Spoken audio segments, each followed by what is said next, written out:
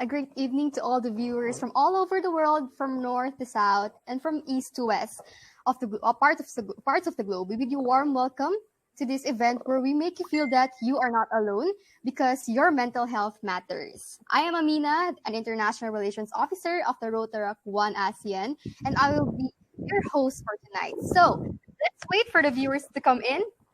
Okay.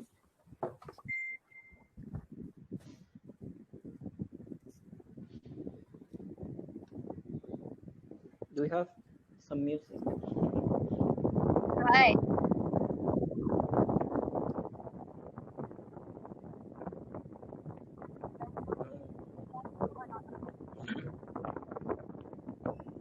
So right now, we have this YANA Live Talks number 2.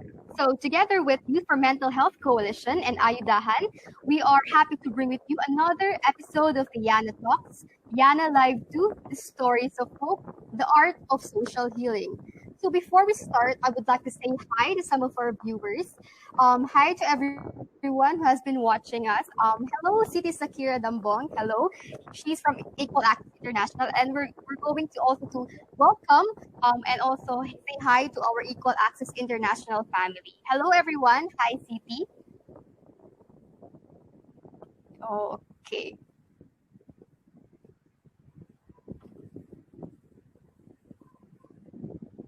So for tonight, together with me is a person who has a heart that's cold for the people and for the nation. So he is a member of the Rotaract Metro Zamboanga, and for his works on mental health initiatives, he also received some awards. So this includes the Olive Peace Prize Award of the Equal Access International Philippines. He's also the founder of a youth-led group called IYouDahan. Help me welcome Mr. Jaime Salva Jr. Hello, Jaime. So, hi Jaime, how do you feel, or how do you prefer to be called tonight? Jaime is fine, I guess. All right. Yeah, So, Jaime is fine. okay, so let's call you Jaime. Okay, right. Hi Jaime. So, thank you for being with us tonight and for spending your time with us. So, can you tell me more about how do you feel tonight?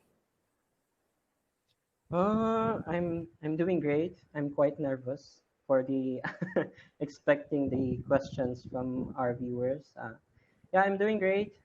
Coping up with the current pandemic situation, and yeah, everything's fine, I guess. All right. So, do you feel any pressure right now, or do you feel nervous right now?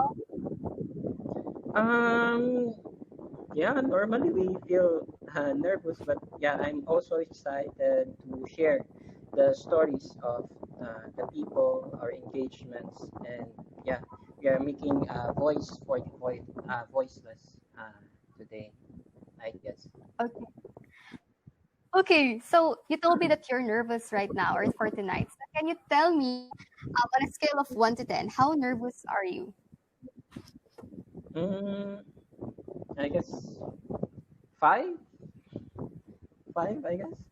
Oh, that's fair enough. That's fair enough. So I just would like to tell you, don't be too nervous right now because we're just going to have a chit chat and you're just going to answer some of the Uh, questions from our viewers. All right.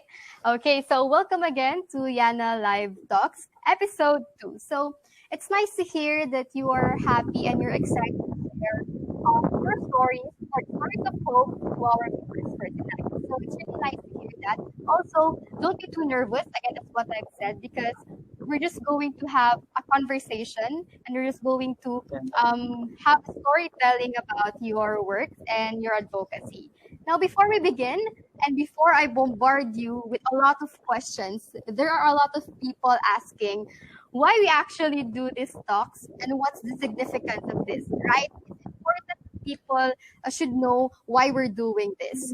So, the You Are Not Alone is a project of the RotaractOneAsean that aims to address the mental health problems of the youth from all across the globe. So it is an umbrella term for the mental health initiatives of the RotaractOneAsean. This includes the YANA hotline, where you can actually talk to us about your problems and whatever it is that brings you stress. We're also having this YANA live talks where we discuss matters on mental health on the different aspects of life. we use this platform because we believe that we can reach more people, right? Because in social media, with one click, you can reach 1 to 1 million, millions of people. And we use this platform because we want to reach different parts of the globe. Also, Jaime will be entertaining some of your questions. So if you have one, feel free to put them in the comments section, or you may also send us a private message on my Facebook account or Mr. Jaime Salva's Facebook account or RotaractOneAsean's Facebook page. So I have explained the significance of this talks and why we're actually doing this. Now I think it's time to have a brief introduction of what we're going to focus on for tonight. So for this episode, we will be talking more about social healing, and we believe that you, Mr. Jaime or Jaime, is one of the champions when we talk about this, right? So Yeah. now, can you tell me, or can you tell us more about this initiative that you did for the community?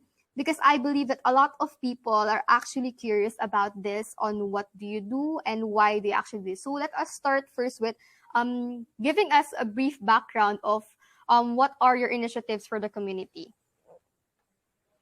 Okay. So normally, our group is reaching out to grassroots communities, which, according these communities, are victims of war.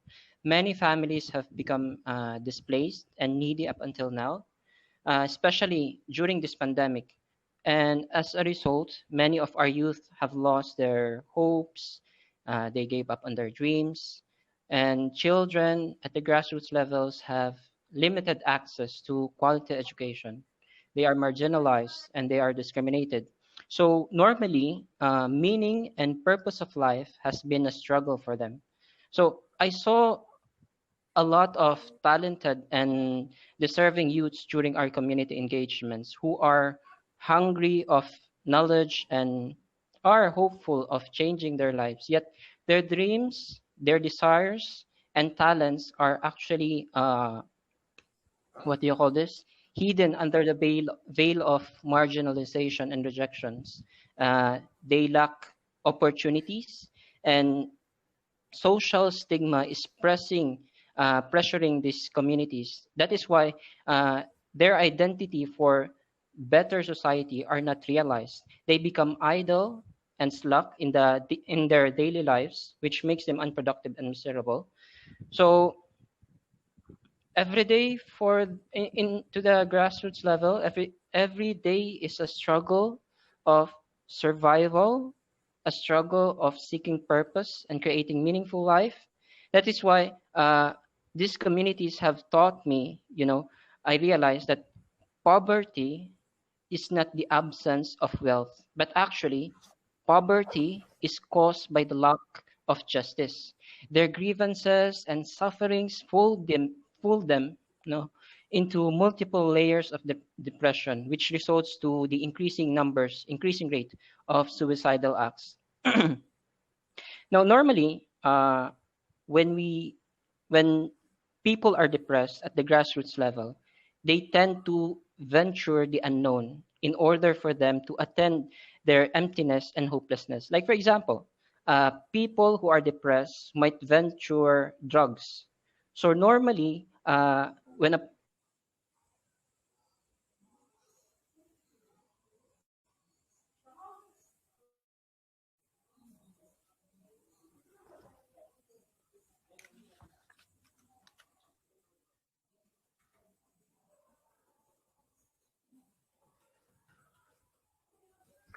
All right. So, just a brief background of what Mr. Jaime was talking about. This initiatives was motivated by what his community is feeling, is experiencing. Because later he will be explaining to you what happened to Zamboanga City and what is the status quo in Zamboanga City. Why are the people experiencing this kind of or having this kind of feeling? Why are the people venturing to this negative aspects of life? I believe that Mr. Jaime is going to actually explain to us later. So I think he's back. Hi, Jaime. Hello, I'm sorry for the loss of connection. Where am I? Okay. normally depressed people at the grassroots level, they try to venture the unknown in order for them to attend their emptiness and hopelessness. Like, for example, when we say people who are depressed might venture into drugs. So, normally, these youth who are depressed, venturing drugs, they do drugs because they feel belong in that group. They feel accepted, and this is their form of cure in order for them to repress their, let's say, for example, past experiences. And when a person is caught by using drugs or they are killed by using drugs, so this will be recorded on as as a count on the war on drugs, but we are forgetting the underlying idea that normally they are depressed. That's why they are on drugs, right? Now, right now, our group IYouDahan is creating an upright solutions in breaking free from social stigma, mental health, and stereotyping, causing our people distress, hatred, and division, and also anxiety disorders and depression. So how do we do it is, firstly, we are trying to reconstruct social relations through developing sincere, genuine empathy through compassion and companionship, where we share not just actually the joy and happiness that the community experiencing, but also their pain and sufferings along their journey towards healing. That's one of our way. And by this, we are trying to reconstruct social relations through developing sincere,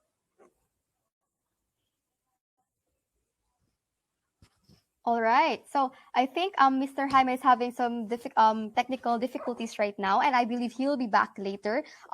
So he was telling us more about how their organization or their group are helping this kind of people through social healing. Because in Zamboanga City, we experienced this a siege. It's called Zamboanga Siege around 2013. So a lot of people have been experiencing negative emotions. A lot of people are trying to heal from their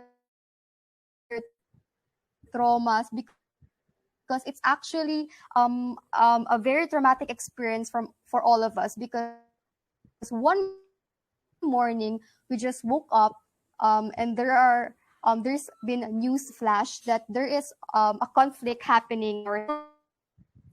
So that took a toll of the many, as means that they kill or they try to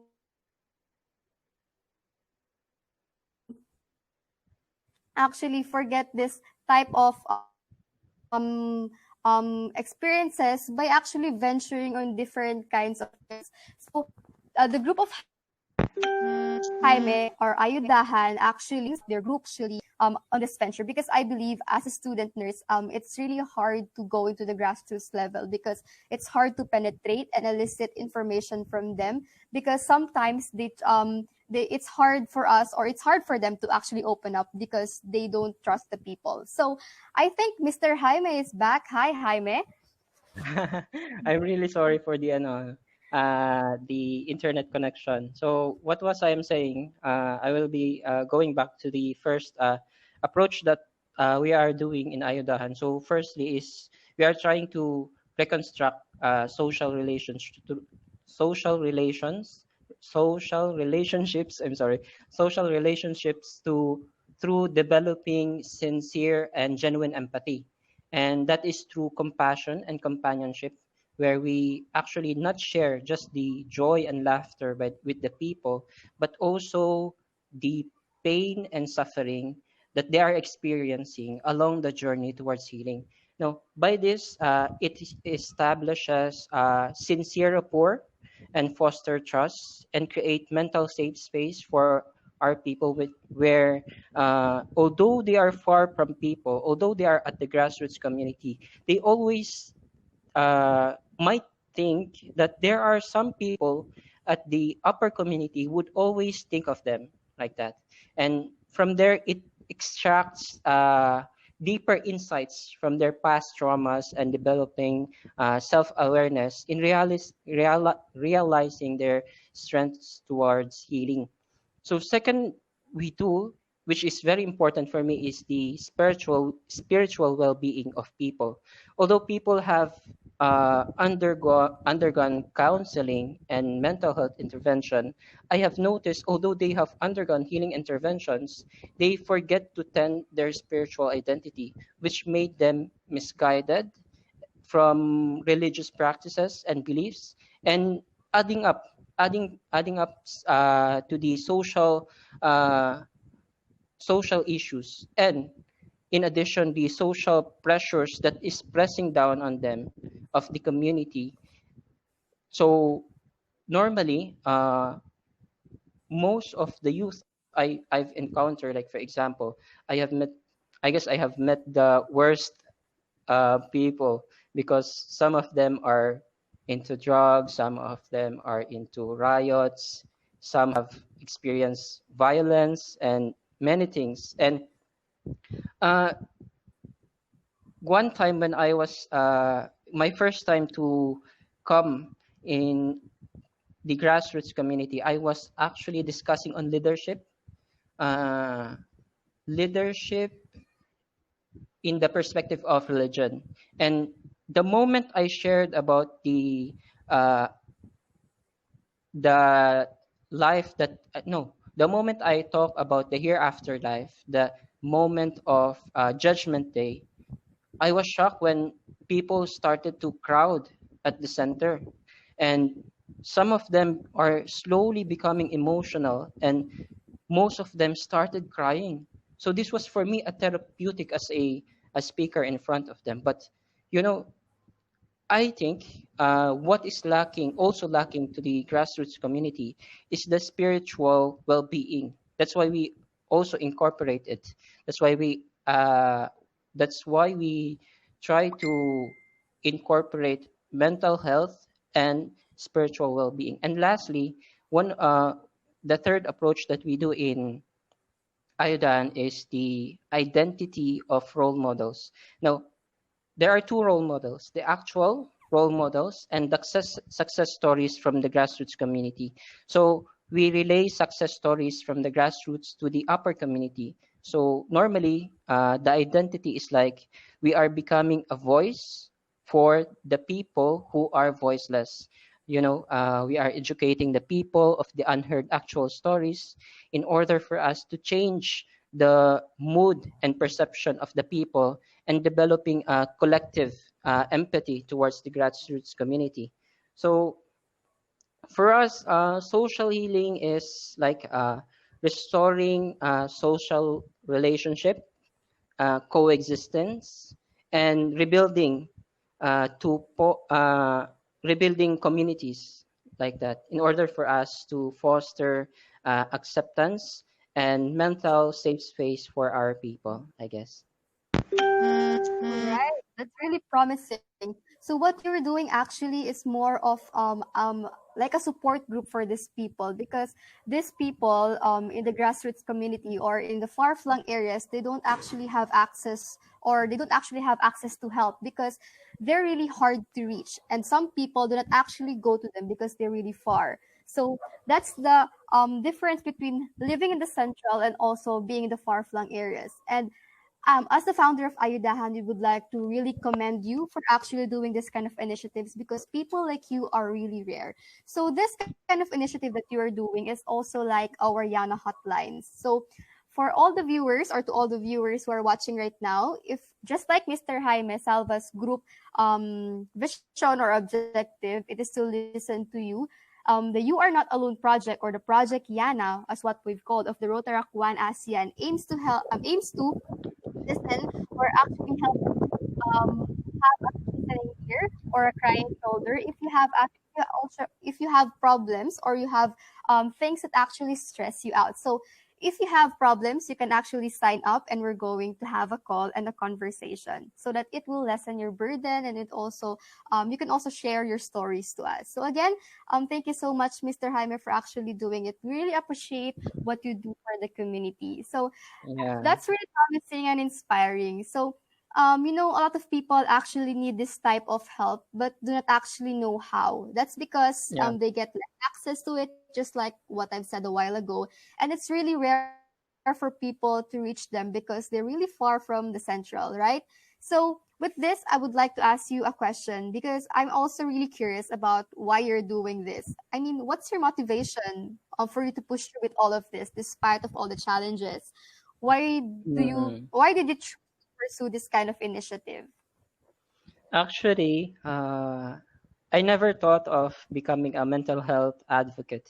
Normally, my plan was to pursue what do you call this, architecture. But the moment I came to the city, it was second semester, so the schools were closed at time, and I know they are not accepting fresh enrollees. So they said that I have to wait for another sem. So that time, two of my friends were guidance counselor. So by their influence, I decided to enter guidance counseling. And that time, I think my introduction on finding my pathway to advocating mental health is during the time of the hype of interreligious conflict between Christian and Muslims. Uh, Normally, Muslims and Christians that time are having prejudices, hatred towards each other, biases, and etc. So what I did that time was I opened my place for discussion. So I invited youth from Christianity and Muslims in order for us to discuss about commonalities of religion. Like for example, we talk about brotherhood, we talk about good deeds, we talk about prayer, we talk about sincerity and frugality, and so on and so forth. So by this, it started to grow in numbers. The participants grew in numbers, and I think that time, 2018, there was a bombing happen.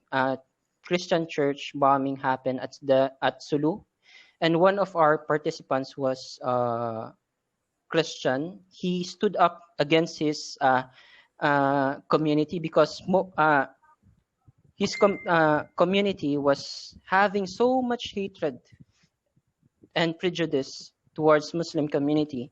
So he stood up against them and his family actually. So he said that, uh, you know, you haven't met a true Muslim yet, a true Muslim believer yet, and that struck so much our emotions when he did that towards his community, and from there, our group started to grow up. It become a safe space for everyone. So normally it's about peace advocacy that time, but when the moment we started to grow up, there was participants from the grassroots level, grassroots community who also joined us. And after the first session with us, he came to me and asked, why not we bring these efforts to the grassroots community, their community. That time I was a bit hesitant because I think there were rumors in their community that there were drugs, there were violence. So it was very difficult for me to say yes immediately. So that time, that was the starting point of our efforts with IYouDahan. We started in peace advocacy. But normally, my motivation in IYouDahan is that I'm also a person coming from depressed traumas from the past. Like, for example, I experienced so much in my life. Like, my dad was one of the wealthy person in our community, and uh, he become a drunkard and a womanizer, and he beat my mom so badly. Every night he comes home, and then we started to during those grade school days, I would go to school, uh, not minding about the people, not minding of school, not minding of the classes. I was so isolated that time, and grade 5, I think I work as a house helper in order for me to support my studies from grade 5 to finish high school. And from there, it was very difficult because I was experiencing the traumas from the past, and especially I was trying to what do you call this? I was trying to uh, move on from that experience.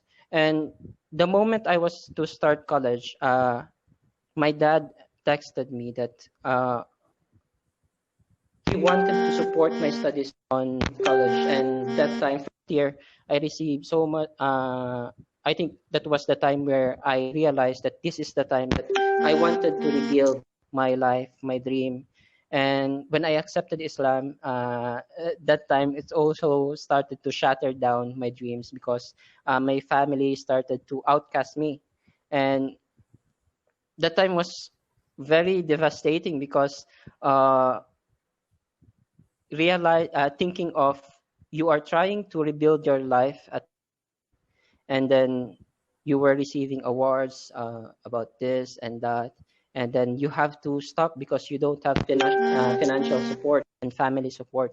So I have to stop that time. And there most of the time I would like spend the day eating just a single biscuit and a cup of coffee in order for me to survive. And yeah, so on and so forth. There was a lot of depression experience in my life, and my motivation was my story that I don't want other people to also experience the darkness of depression. It was my motivation to also support others to overcome depression. And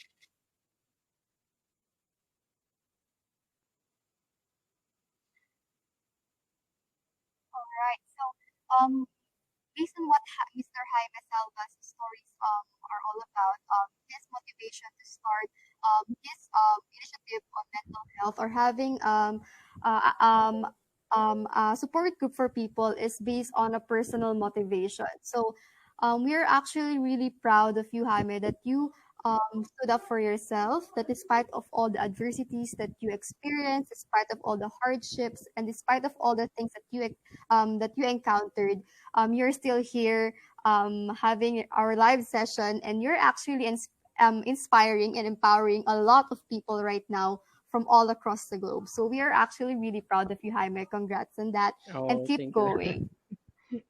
I'm sorry for the connection. No, no worries. It's actually normal. So just keep going. You may continue your story right now. Yeah, from there, that was my motivation. My life story was living motivation actually. And yeah, I don't want other people to experience the darkness of depression. And always wanted to accompany people towards their dreams. And yeah, that's my motivation.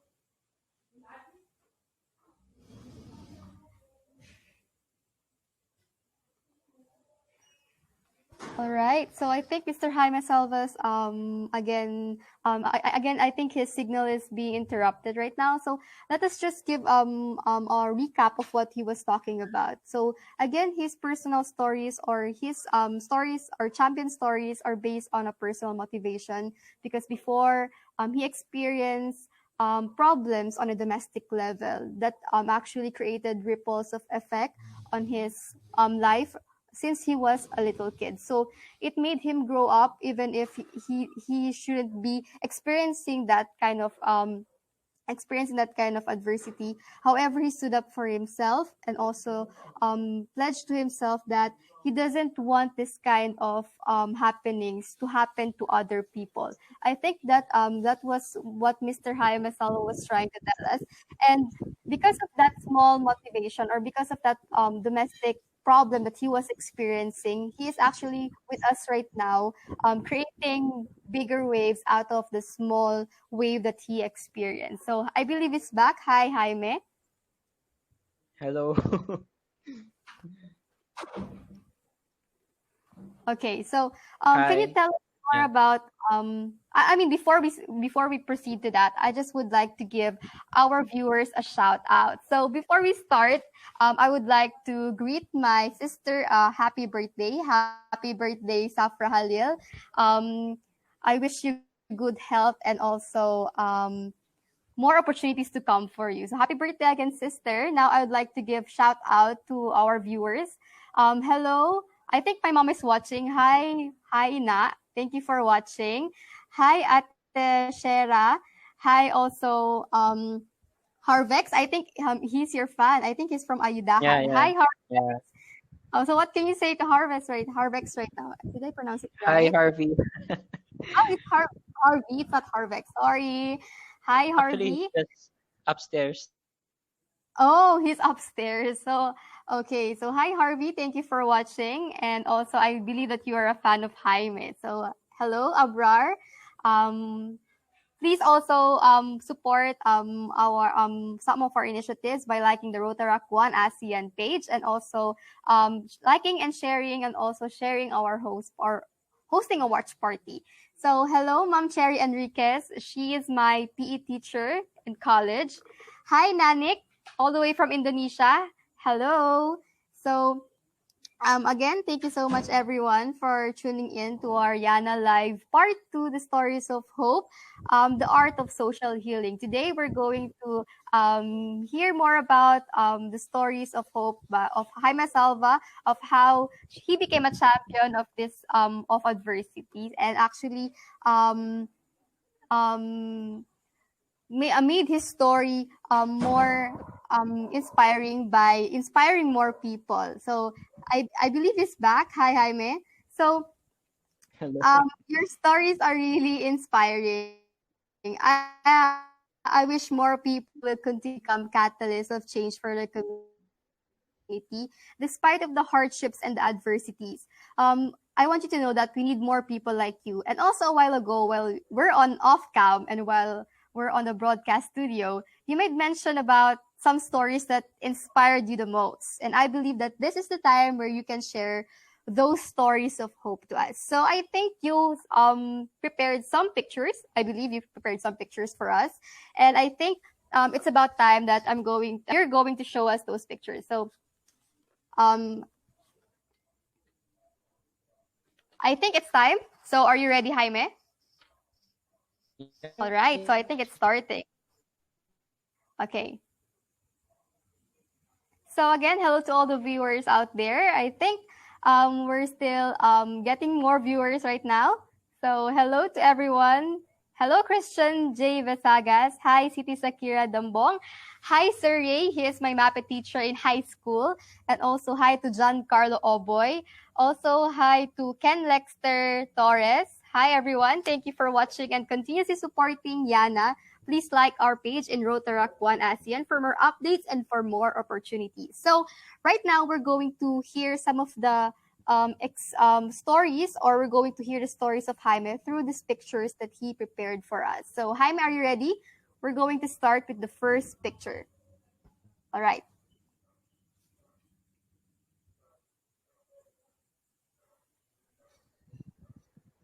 Okay, so slideshow, please.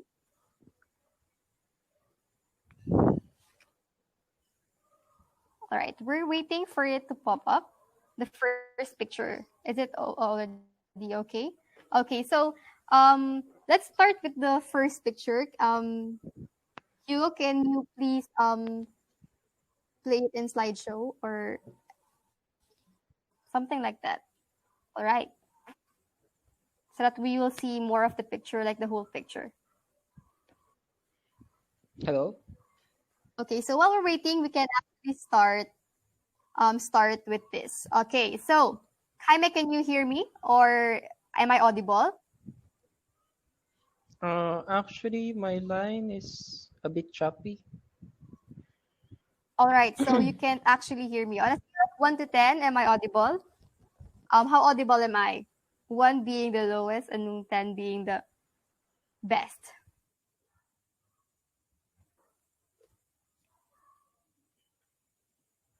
All right, I think Mr. Jaime is having technical difficulties right now. So, for just a brief background of what we're going to do right now, Mr. Jaime prepared some pictures for us, and these are some random pictures of his journey towards his initiatives in IYouDahan, where they become listeners of the people in the grassroots level, where people do not actually reach for them, so where they don't actually get help. So today we're going to ask him questions about what this picture is all about, and he tells his story. So I think it's back. Now let's start with the first picture.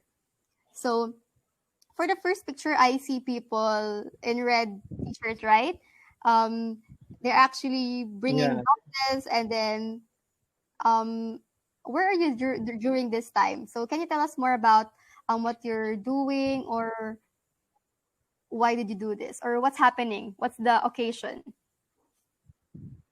Actually, this time, because the person from the community was continuously inviting me to bridge our efforts, our discussions in at the grassroots community.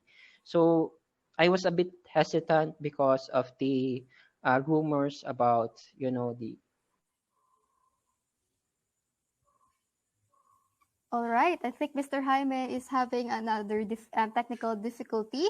So, first, I'd like to make a shout out, or give everyone a shout out to all the viewers. I'm going to give you a shout out. So, let's see.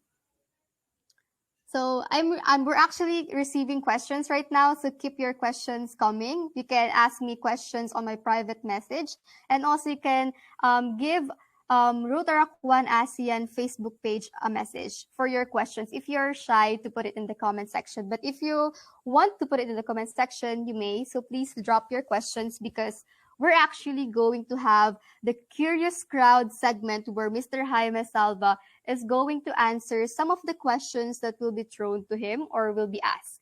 So again, thank you so much to everyone who's watching, and I hope that you will continuously support the Rotaract One ASEAN's initiative by liking our page, sharing our stories.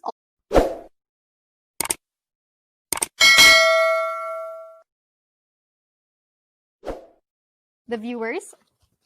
Okay, so keep your questions coming, everyone. So now I'm going to answer some of the questions that has been asked for me. So I think it's for me. I thought it was only for Jaime.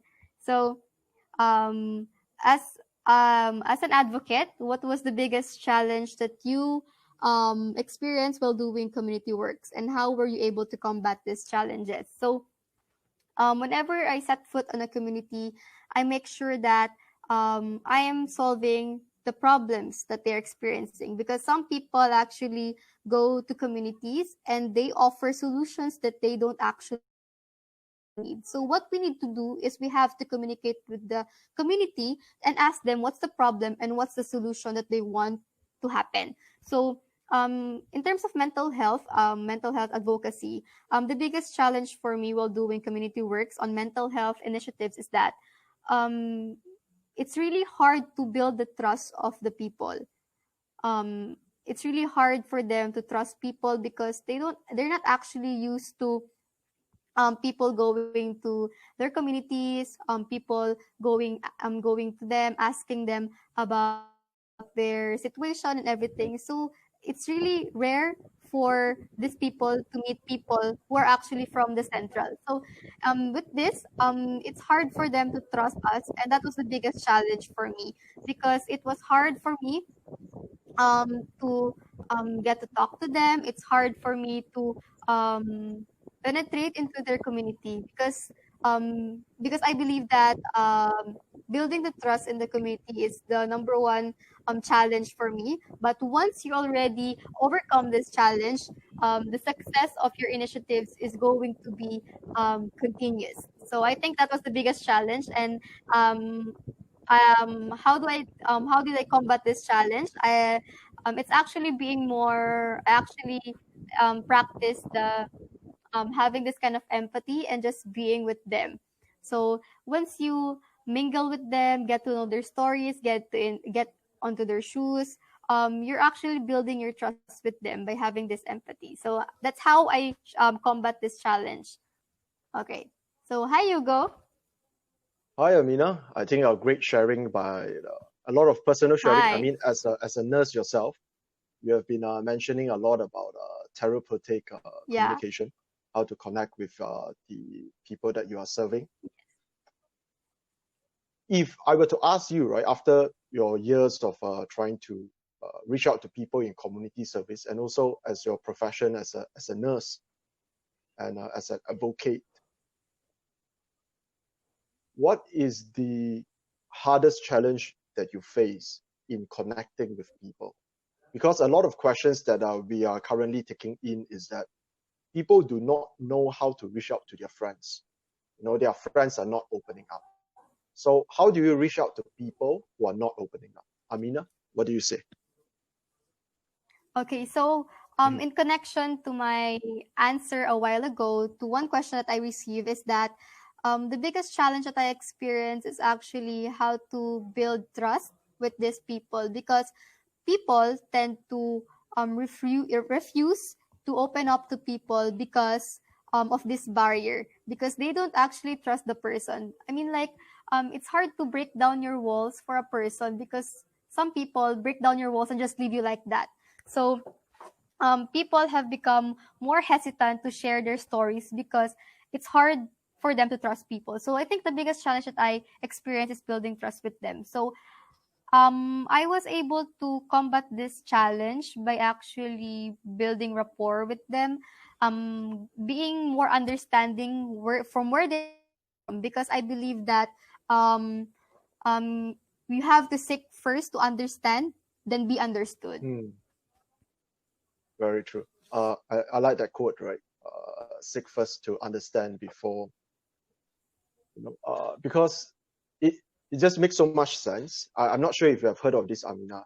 There is saying, right? A lot of people, when they come to another person, they are trying to lecture the person. They are trying to preach to that person. And that's the reason why people put up barriers, right? And Yeah. for those of the viewers that are listening right now, have you heard of this? No one cares how much you know until they know how much you care. So Right. such a simple concept, right? But yeah, personally, I feel what you are feeling as well. That to reach out to people, the first thing is that you must win their trust. Before, unless they know you, they like you, they trust you. If not, they would not open up to you, right? Yeah. I also would like That. to share. Mhm, I also would like to share that there are some people who approach you and then they're mhm, going to let you share their stories, but they know how to open the conversation and open up wounds, but they don't know actually how to process this thoughts. So the end point is, or what happens in the end is that these conversations or the wounds have been opened but they're not healed. So people know how to open conversations, but they don't know how to actually process and close the conversation. So I think that's one of the problems that we are facing right now, because people lack awareness on how to process the thoughts of a person. So I believe that the You Are Not Alone project of the RotaractOneAsean will actually help people on how to know how to process these thoughts, how to approach a person, and how to mend or how to somehow lessen the burden of a person by and not actually adding burden to it. So to all the viewers out there, I would like to tell you that um, with the situation that we have right now, it is our personal responsibility to know how we cope up with this and how we help people. So we must learn how, or we must read on more about how to process the thoughts of a person, how to communicate with the people therapeutically, because I believe that it is one of the essential things that we need to learn right now in order for us to survive. awesome, Amina. And I think we have some questions coming in. It's from Anaudi. Anaudi says that are there any symptoms regarding these issues? Many people are not aware that they are in that state until it is too late. Well, I'm trying to process what that question means, Anaudi. whether the issue is people are not aware of their mental health condition, or the issue of they are resisting help, right? There are people that are not well, and there are people that are resisting help. I think now we are coming back to the question of stigma, Amina. Like, I mean, we talk about this, right? Like how if you have a toothache, you know you need to find a dentist. But if you are depressed, if you are acting not well mentally, people do not seek experts for help. Why is that so? What do you think, Amina? Because in this as what you've said a while ago regarding the dentist and the toothache analogy, if you have physical pain, it is actually easy for us to find a solution or find a medication for that. It's easy to relieve right now because there has been studies on this, and there are also it has been studied for a long time, like a toothache and everything. But right now, I think mental health should become mental health awareness should be pushed, because there are like lesser mental health initiatives that has been happening before, but I'm actually really happy right now because they keep on coming in, and mental health initiatives are growing from different communities. So I believe that it's hard for people to find cure or find solutions to their problems and find what relieves their stress and what relieves their negative thoughts, is that because they don't know how to actually reach out to the proper the proper areas where they can go. So I think we should strengthen more about mental health awareness, because without this foundation, everything or the next steps that we're going to do for mental health initiatives will become affected. So I think we need to have a strong foundation on mental health awareness before we move in to different steps on how to combat these problems that we have right now. I think Anaudi just clarified that he's talking about mental health.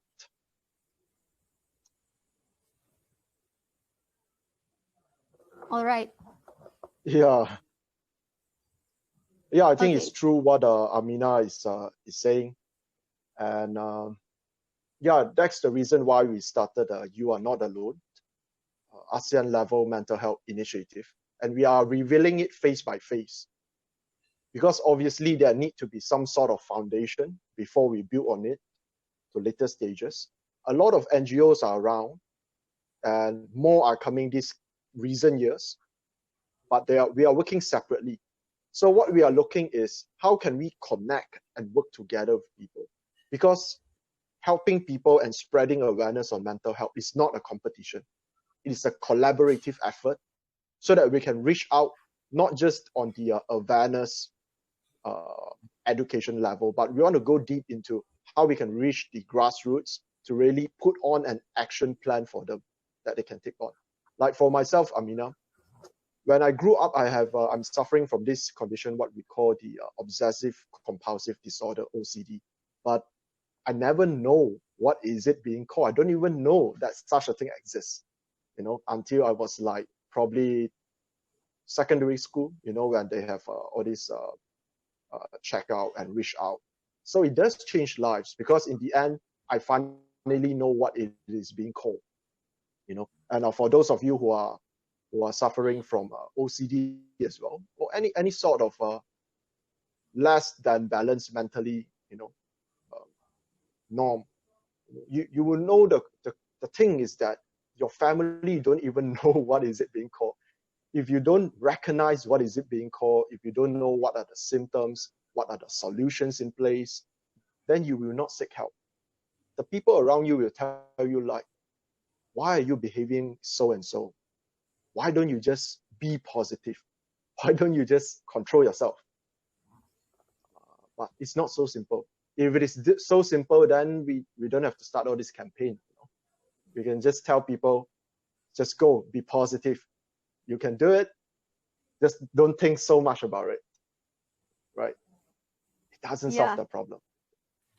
Like based on my personal experience, I also heard people opening up to other people and While they share their stories and how stress is taking a toll on their mental health and how they feel, and when they open up about their mental health situation, people tend to respond or tell them something like this, like it's just you're just being negative. You have to be positive, but actually it's really not simple, just like what you said a while ago, because as if they didn't think about being positive, right? They didn't think of it Yeah. as a solution. So for Uh-huh. all the people right there, you must Uh-huh. learn how to become more sensitive, because it's not really that simple to be positive in life, because you have to understand where they are coming from. You have to understand what they're going through before we say this kind of statements. Very true. Very true. I think a lot of times, not just in our mental health, in fact, in a lot of advocacy that we are promoting, I think the hardest part for people to come out, whether it's a mental health condition or whether it is an abuse case or whether it's an exploitation case, whatever the case is, the hardest part is coming out, acknowledging that it is happening, and people don't dare to do so because they fear of what the people around them will say. Supposingly, if someone is not well or having a challenge, the society should be supportive of it, but instead, the society do the opposite, right? I mean, what we are doing is we cyberbully people who come out. We tell them to be a positive, to man up, to don't be a crybaby. You are snowflake. So it's very scary to come out with the condition, and that forces people to feel not safe and they retreat. So I would like to read out something from Julian, right? Julian Amo. Yeah, I People will also never be open. Yeah, yeah. Unless they felt that sense of security. When do they feel secure? That's when they start to trust you. They see you as someone worthy of their trust. Break the barriers that causes doubt for you to be able to touch one's heart. Well, Julian, I've yet to know you, but what you have wrote down there is apt, is correct. A lot of barriers, and I would like to relate back to what Amina have just said, because I think all these barriers is some form of self-defense mechanism. Because someone that they believe they can trust break their heart before, and therefore they put up this shield to protect themselves. And for our viewers that are still watching right now, I can see that there are still like 30 of you possibly still watching this, following us for over an hour, despite the technical difficulties, following Amina's story. Thank you. Thank you for joining us. So here's a crazy thought, right? Because of something that hurts us in the past, we put on a barrier. And this barrier that is meant to protect us, this barrier that we put up that is meant to protect us, eventually stop us from getting the healing we need. Just think about how crazy that is, right? Something hurts you once, you decided it's so painful, you put up a barrier to protect yourself, and therefore for the rest of your life, you are going to suffer again and again and again because you put up a barrier that stops healing from coming in. Yeah, I think the bottom line here is that it has Mm-hmm. to be a collaborative effort between the two people. Um, a person builds up a wall, makes a barrier because of the past experiences. The other person should also understand where this person is coming from, understand the trauma, where did it went wrong, and what hurt him or her most in the past that made him do that. So I think it's more of a collaborative effort of understanding each side, and understanding more of each other's problems. Is it Adam? Adam, amazing. Yeah, thank you for Yes, joining us. Thank you for staying with us. I'd like to say thank you to Sir Adam. I think I just would like to share that Mr. Adam is one of our mentors in Equal Access International, where Mr. Jaime Wow. Salva received his Olive Peace Prize Award. So again, we'd like to congratulate Mr. Mm. Jaime Salva for having for receiving this award, prestigious award, because of his initiative. So going back to what Julian Amor said about having that sense of security, I think it is also a call for us to make a safe space for the people to talk about their problems. And I believe that the You Are Not Alone project, or the Project YANA of RotaractOneAsean and the YANA hotline, creates this safe space for the people to talk more about their problems, to talk more about the things that makes them feel stressed. So if you feel distressed, you can actually register, and we're going to give you a call. Exactly. So in You Are Not Alone, one of our most basic program is the listening project, where we will match callers just like yourself. If you are distressed over anything like the financial, work, study, relationships, you can fill up the form that we have put in the link. You can check it out. So fill out the form and we will match you with a suitable qualified caller. Right. So talking about stress, right, Amina? How do you deal with stress? So here's a crazy thing. That day we were having a conversation with Jaime around, and then you say that nurses can take care of themselves, right? And Jaime mentioned something that is very true, which is even the carers need care themselves.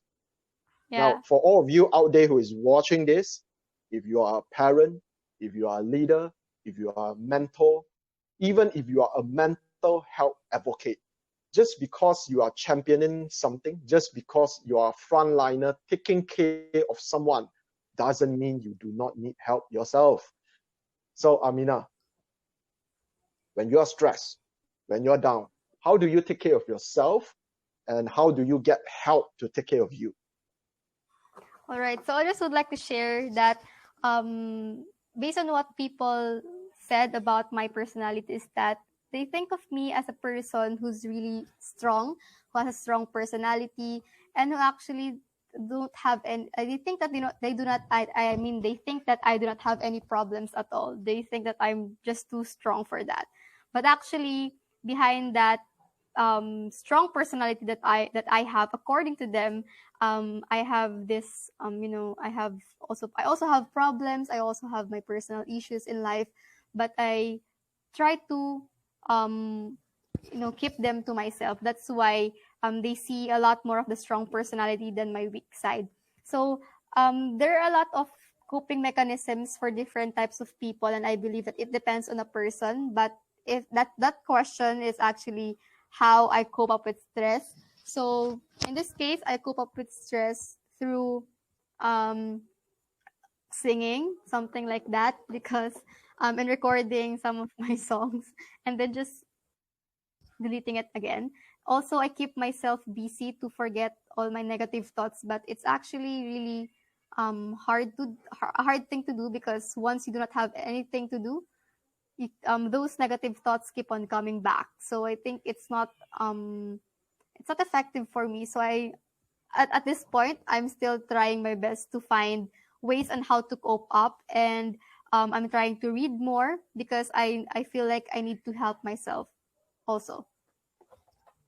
Amazing. And perhaps next time you don't delete your songs, you can still post it on Spotify. Yeah, who knows I'm what shy. hidden talents there are, right? Yeah, Yeah. Maybe yeah. if I I'm mean, too confident. channeling your stress. Yeah. Channeling your stress to create something.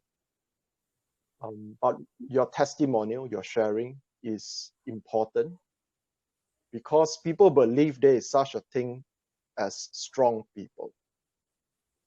In my unscientific opinion, strong people are merely people that don't reveal as much to you, or you have not understand them enough. I think it's the concept that if you really pay attention and you really make friends with the people that you admire, you look up to as strong, as great, as beautiful, if you just spend enough time with them, you will see that they are just like you. They have the most beautiful people have just as much insecurity about their looks as you. The people that are strong are just as vulnerable as you. It's just a matter of how much they're willing to reveal. And to hear from a nurse that even you are trying to find better ways to learn how to cope with stress. It's the reason why recently we have a workshop on stress management. Yeah. Because everyone needs better ideas. Most importantly is not to give up, like Amina, continue reading, continue testing, experimenting. Yep, you can sing song, whether you want to post it or not. You can read books. Yeah, let me have a look if there are more questions coming in. All right. I'm ready to answer them all. I think you should also answer some of the questions. Okay.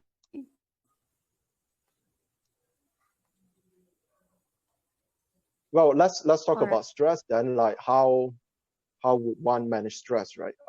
For the viewers that are still watching, I'm seeing like I'm not sure, like combined reacts is probably over 100 right now.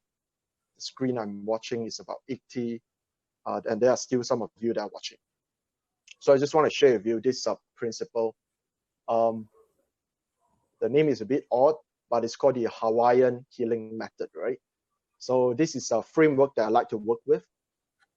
I mean, as a trainer, although I'm not a psychiatrist or psychologist to deal with mental health, but stress are universal.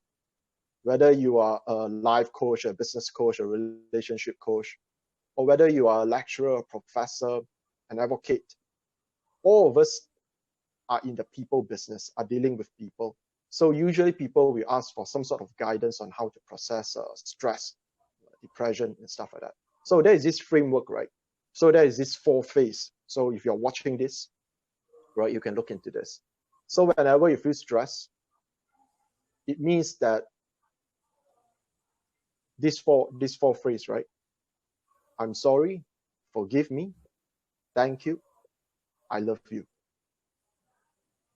Usually your stress, it means that there are some sort of emotional blockages that stops you from being receptive. So it means that there is a sorry that you need to say. There are some people that you need to forgive, or there are some forgiveness that you need to accept. So I would spend a day, if I'm stressed, I would spend a day on thinking, who did I did wrong? I will give them a call, I will give them a text, I will write them a letter, or even a very simple Facebook message, right? To say, I'm sorry, I did bad on this, I hope I can improve again. To forgive someone as well. You can even write a Facebook post, because right now social media is quite the thing, right? And the next step, thank you. I'll write an appreciation post. Today, I'm very grateful to all my brothers and sisters in OneAsean, because we have been working together so hard for the past 2 to 3 months. Although it doesn't look like a lot, but a lot has happened.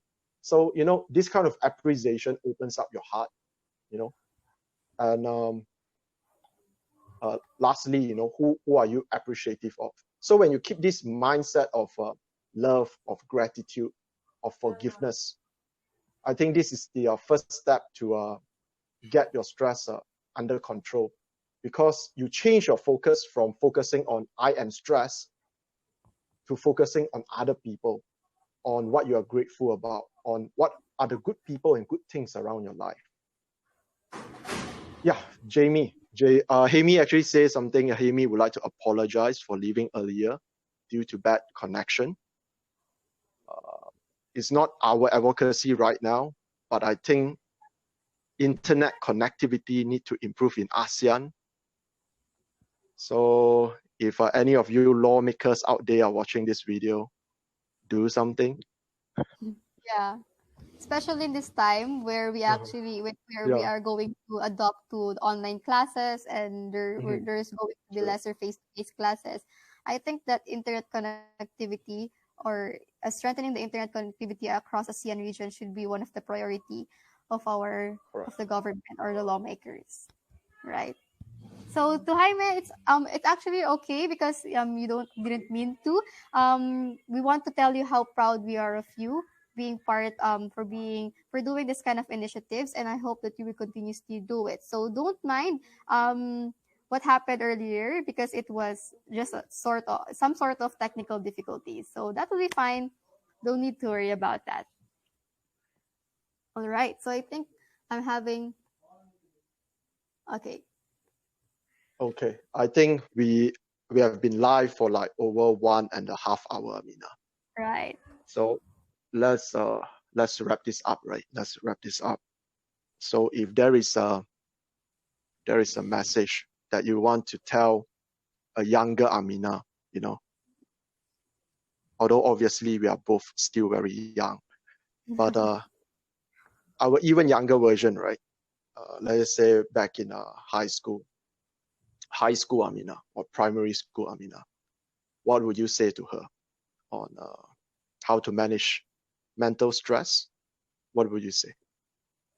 um, to my younger self, I hope Yep. that mm, you're going. I hope that you're going to choose happiness instead of success. I mean, like for Mm. before, I was obsessed with the idea that I should triumph in life. I should be successful in all the things that I should do. That means that I am also compromising my happiness as a person. So my coping mechanism, or like what happened to me, or the effect to me in the end, or years after, is that I became workaholic. I do not have time for myself. I do not know how to chill. I don't know how to rest because it's always work, work, work, work in my mind. So what I wanted to tell the younger Amina is that I hope that you choose happiness instead of victories as what people tell, because I think the correct, or I mean the um my definition of success is actually being happy. So I hope that I chose happiness before instead of actually being obsessed with being on top, being victorious, something like that. So to all of you right there, choose what makes you happy, and do not compromise your mental health for things that are permanent. I mean temporary. What can I say, right? I think our viewers, collective viewers, actually increase. I guess Yeah, uh, I guess you have a good message to choose happiness over success. Of course, the definition could vary depending on people to people. yeah, depending on Uh, people. but I have to agree with Amina though, because yeah, that is quite a message I need to tell my younger self too.